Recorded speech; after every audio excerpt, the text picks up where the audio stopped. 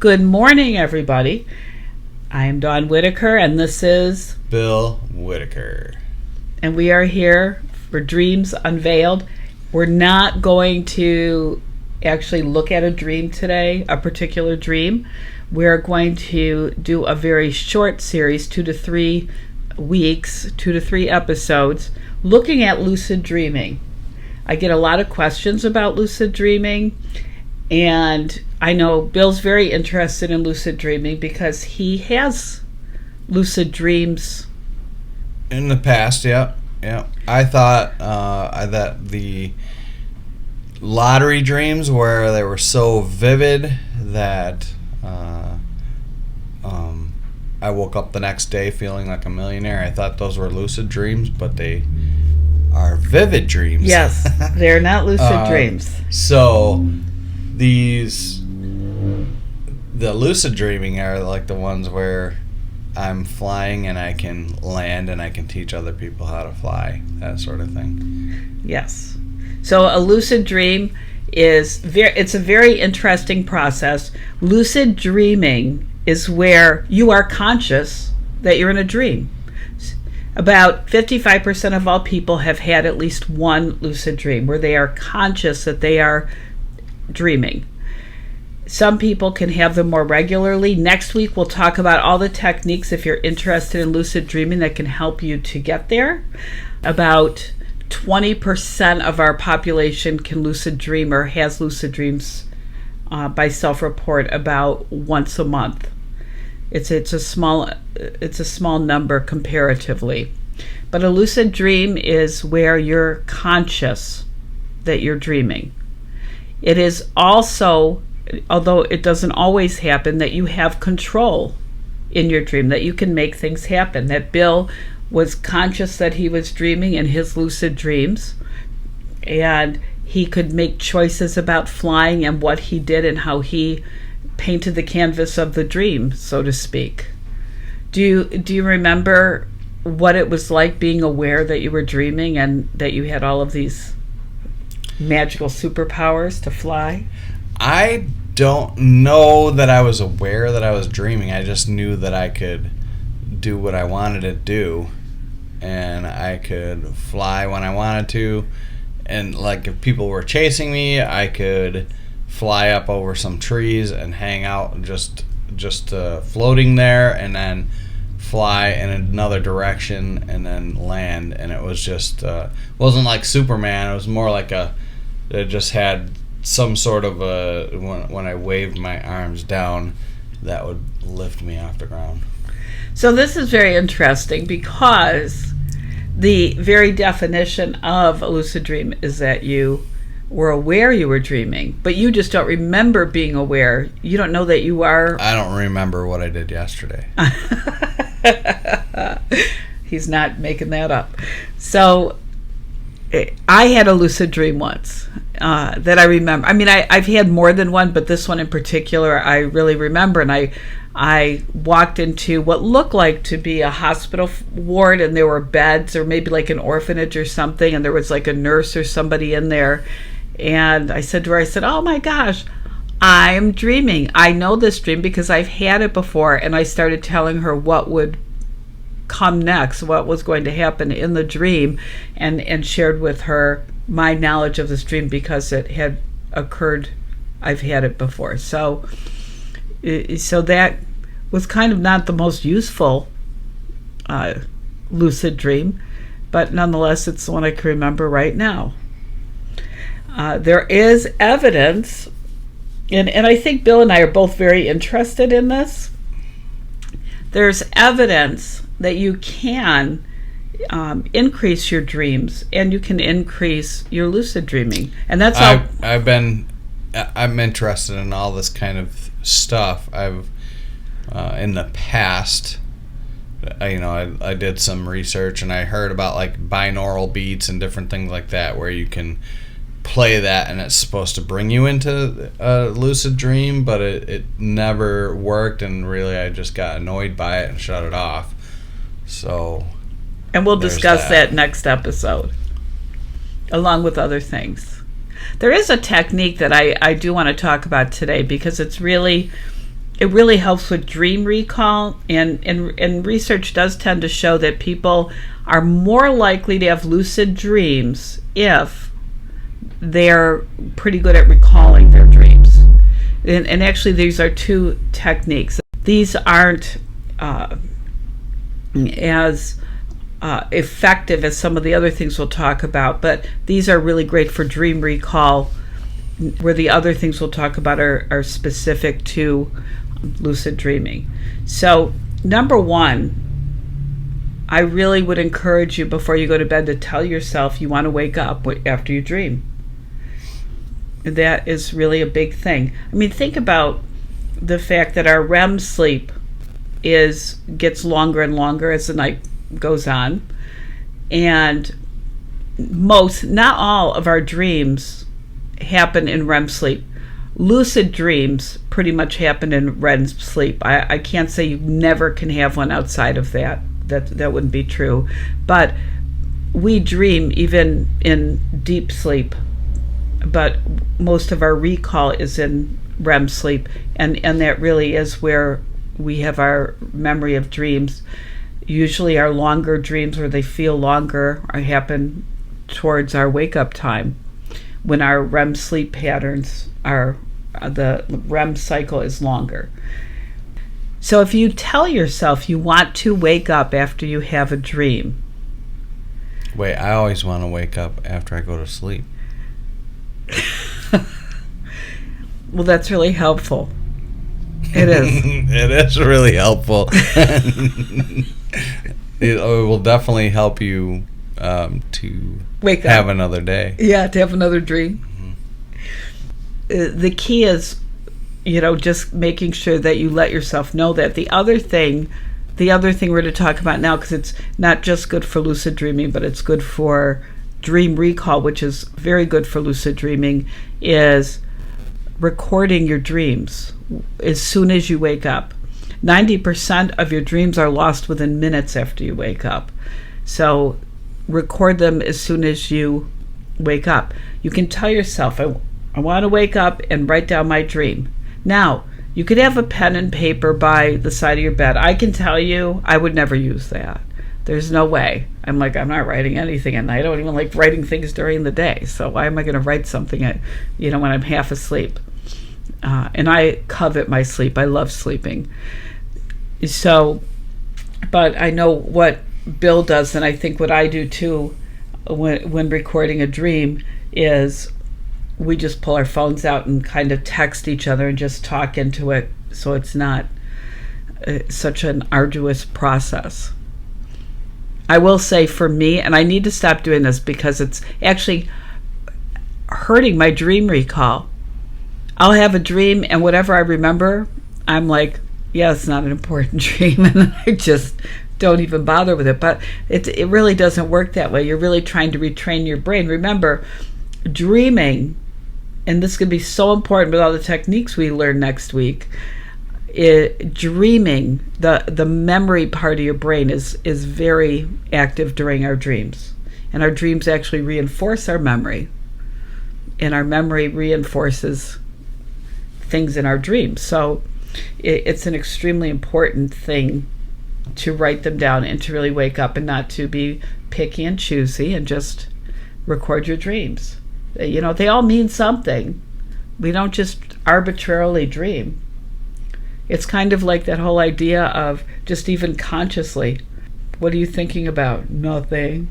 How do you think about nothing? I usually know when Dawn has internal conversations and her hands go like this, and I'm like, what are you talking about inside your head? Yep. And then she usually will tell me what's going on in there, but I can see she's having an internal conversation because she's just sitting there. I hope I'm not the only person that does that. Really, if I find out I am now, that that's really going to change my perception of myself. So if you're ever hanging out with Dawn and you see her hands moving like that, you need to ask her what she's talking about inside her head. Yep, you can ask that. And I may tell you, I may not. So back to dreams, lucid dreaming. So, Bill, if you're not sure now that that you remember knowing you were in a dream, are there any times that you dreamt that you knew you were in a dream? I would say that those dreams I have, like, woke up and then fallen back to sleep, going back into that dream again. Okay.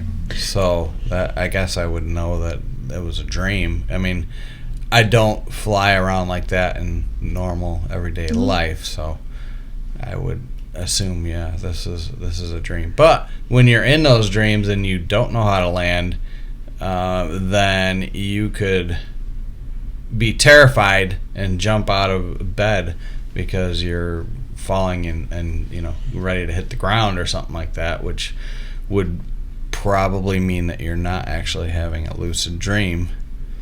But yeah, I can fly and land and teach other people in my dream. Well, I will tell you that Bill actually fits a bit of a profile of people that where it's easier for them to have lucid dreams. So I think we're going to be working on this and reporting back to you. There's some real benefits to lucid dreaming. First of all, the majority, not exclusively, there was somebody before Stephen LaBerge who in 1978 really started doing some significant dream research that has contributed to dealing with trauma and all kinds of things that our understanding of lucid dreaming. So it's pretty fascinating. Lucid dreaming can help us. First of all, if you have a nightmare disorder or if you have chronic nightmares like I did when I was a child, lucid dreaming really can help you to feel like you have control over situations and you could change the dream narrative and you could change the dream outcome. And I think that's a real important power. I know for me, I didn't go that way with the dreams. I sought to understand my dreams. And when I did, that did the same thing for me. But I've always wanted to be a superhero, so it seems like the lucid dreaming would definitely be the way to go. So it really can help with that. It can help with trauma. It can help with anxiety. And oftentimes, this is very cool because this is very new research, that the lucid dream state is, and think about this, this blows my mind. The lucid dream state, they have determined, is not, it's a new state of consciousness. It is not being awake, and it is not being asleep or being in a typical dream. It is an entirely new state of consciousness. It has different brain waves. Your brain is acting differently during a lucid dream. Different parts of your brains are active during a lucid dream, and it is neither awake nor sleep. So they actually liken it more to a hallucinogenic state than a waking or sleeping state. So that just blows my mind away. I think that's really profound. So I think there's a lot there. I think there's a lot to untap. I think there's a lot to learn about yourself. Research shows that that the ability to lucid dream is extremely helpful to our own insight. It improves problem-solving skills. It really helps you to develop a new level of self-awareness. It's pretty cool stuff. So, I really would encourage everybody to really think about this as an opportunity to really grow. And I'm not suggesting that just because that you become very self-absorbed and all about you, but sometimes when we have a better understanding of ourselves, it increases our emotional intelligence. If we're really having an understanding of how we respond to things, we have more self-control as a result of this process. So we're not just responding to every circumstance that comes our way. And this stuff's very important to me. I wrote a whole book about being reactive and not responsive, and dealing with some of the emotions that lead to anxiety and different things like that. So I think this is pretty important stuff. Can you imagine if you could really have joy in your day regardless of the circumstances that you're going through, because you have that kind of self-awareness and ability to know that you don't have to emotionally react to everything that comes into your life? Yeah. Thank you, Bill. Bravo, that was a good answer. So anyway, it could be very, very helpful. And that's not even talking about with mental health issues or anything. So I think, our mind is an incredible thing, and I'm very excited about this. And I'm very excited to help my guinea pig here to have lucid dreams so we can really talk about them. And anybody that has a lucid dream, I'd love to talk to you. So one of the issues with me is I don't have a regular sleep schedule, and I am in a truck half of the week, so I don't sleep in my own. Well, I own the truck, so I own the bed there too. But I don't sleep in my own bed at home during the week. So there's definitely some challenges to sleeping regularly in one place for me. I do know that. So the research that they're doing, the research for lucid dreaming is pretty amazing, and they use something called an fMRI, which is a functional MRI. And what it does, it's pretty profound. It's an MRI, but it measures blood flow in the brain, and it can tell where your blood is oxygenated versus where it's not, which indicates that obviously if your blood needs more oxygen, then that part of the brain is active. And so they're using that to make some amazing discovery and doing research on lucid dreaming. I'm fascinated by it. Isn't that cool? I didn't even know there was an fMRI. Did you? Wait, you're the dreams unveiler lady. Yeah. So does that mean I don't learn anything? Are you supposed to know all this stuff? No. Do we ever? You don't know everything about trucking. Are you going to sit here with an audience and say, yes, I do? Because you don't. Yeah, there we go. But you're still a professional. Right. Uh-huh. So yes, lucid dreaming. I really am interested in anybody who is interested in lucid dreaming, because next week what we're going to do is we'll go step by step through each of the typical techniques that can really help you to lucid dream. And like I said, right now, dream recall is a very important part of that. So if you are able to just start telling yourself, I want to wake up and record my dream right after I have it, then by whatever means recording a dream is to you, like I said, for us it's easier just to talk in our phones and sort it out in the morning. Sometimes it's, you want to get enough that you can really capture the dream, but be really careful, because you could think you have enough when you're just waking from a dream, and then you find out that you still lose some of those pieces.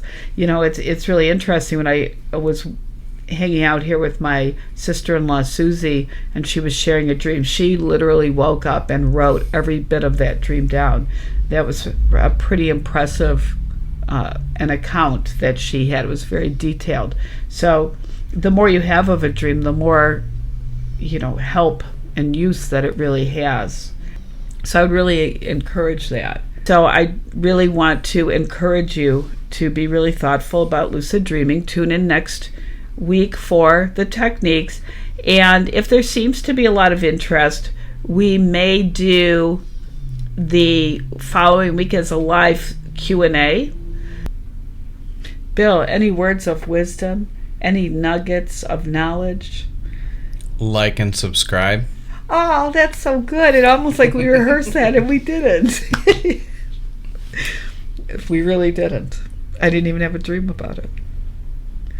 Anyway, thank you so much for joining us today, and sweet dreams, and enjoy your week. And if you live in the northern part of the United States, like we live in central New York, enjoy the weather.